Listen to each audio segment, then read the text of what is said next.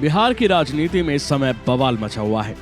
जब तक स्थिति साफ नहीं हो जाती तब तक कुछ भी कहा नहीं जा सकता, या फिर यूं कहें कि अभी तक बस क्यास ही लगाए जा सकते हैं और दोनों ओर से नेताओं की बयानबाजी हो रही है। बीजेपी और जेडीयू दोनों ने अपने विधायकों की अलग अलग बैठक बुलाई है। वहीं दूसरी तरफ ये भी कहा जा रहा है कि बिहार विधानसभा को भंग करवाकर लोकसभा चुनाव के साथ ही विधानसभा चुनाव कराने के ऑप्शन को बीजेपी के शीर्ष नेतृत्व ने नकार दिया है। लेकिन इस बीच एक चर्चा हो रही है, वो ये कि बीजेपी का केंद्रीय नेतृत्व नीतीश कुमार को 2025 तक सीएम बनाए रखना चाहता है। आखिर क्यों? इसके कई कारण हैं। पहले आपको बता दें कि इस बैठक में बीजेपी लोकसभा चुनाव की तैयारियों के साथ साथ बिहार के मौजूदा राजनीतिक हालात पर भी चर्चा करने वाली है। बीजेपी ने राज्य में लोकसभा चुनाव के साथ विधानसभा चुनाव कराने के विचार को अब अलग कर दिया है, जिसके पीछे कई बड़ी वजह है।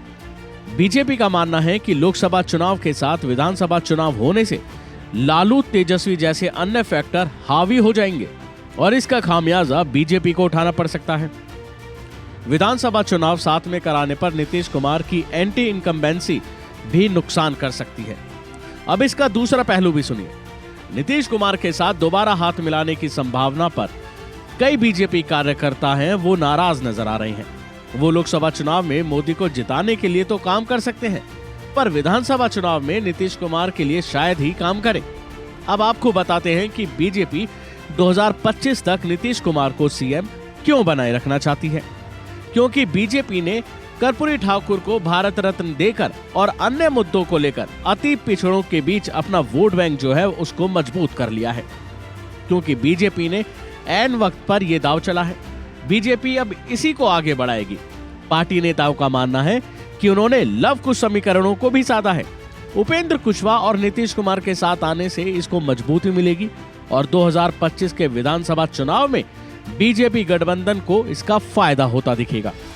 इसके अलावा बिहार की राजनीति को लेकर नेता क्या बयानबाजी कर रहे हैं, ये भी सुनिए।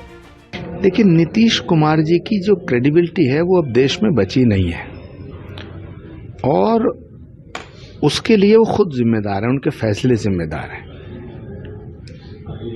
उनके फैसले से और उनकी हरकतों से जेडीयू की जो हरकतें हैं, जेडीयू के नेताओं की जो बातें हैं, उनसे ऐसा लगता है कि जो इंडिया गठबंधन नाम की एक नई उम्मीद विपक्ष को मिल रही थी, उस पर बहुत बड़े संकट के बादल मंडरा रहे हैं।